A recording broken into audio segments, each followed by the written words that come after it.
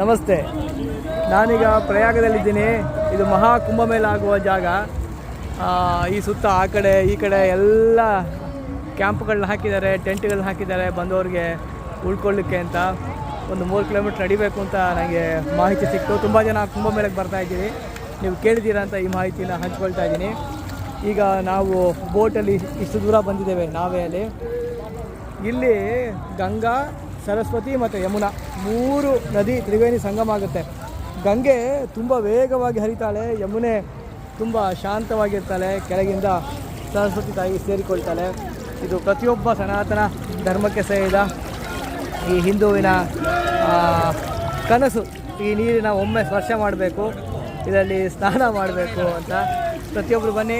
ಯಾರಿಗೆ ಬರಲಿಕ್ಕಾಗಲಿಲ್ಲ ಅವ್ರು ಇಲ್ಲಿಂದಾನೇ ದರ್ಶನ ಮಾಡಿಕೊಳ್ಳಿ. ಗಂಗೆಯನ್ನು, ಯಮುನೆಯನ್ನು, ಸರಸ್ವತಿಯನ್ನು ಸ್ಮರಿಸಿಕೊಳ್ಳಿ, ಹರಿಹರನನ್ನು ಸ್ಮರಿಸಿಕೊಂಡು ಅಲ್ಲಿಂದ ಆಶೀರ್ವಾದ ಪಡ್ಕೊಳ್ಳಿ. ಎಲ್ರಿಗೂ ಒಳ್ಳೆಯದಾಗಲಿ. ಯಾರ್ಯಾರು ಕುಂಭಮೇಳಕ್ಕೆ ಬರ್ತಾ ಇದ್ದೀರಾ ಅವರು ಇದನ್ನ ನೋಡ್ಕೊಳ್ಳಿ. ಇವತ್ತು ವಾತಾವರಣ ಸ್ವಲ್ಪ ಚೆನ್ನಾಗಿದೆ, ಒಂದು 15 ಡಿಗ್ರಿ ಇದೆ ನಾನು ಬಂದಾಗ. ನಿನ್ನೆ ಬೆಳಗ್ಗೆ ಇವತ್ತು ಕಾಶಿಯಲ್ಲಿ ಇಲ್ಲಿಂದ ಇಷ್ಟು ನೋಡೋಕ್ಕಾಗ್ತಿರಲಿಲ್ಲ, ಆ ಥರ ಇತ್ತು ವಾತಾವರಣ, ಅಷ್ಟು ಮಂಜಿತ್ತು. ಎಲ್ಲರೂ ಬನ್ನಿ, ಎಲ್ಲರಿಗೂ ಒಳ್ಳೆಯದಾಗಲಿ. ಶ್ರೀಕೃಷ್ಣ ಅರ್ಪಣಮಸ್ತು.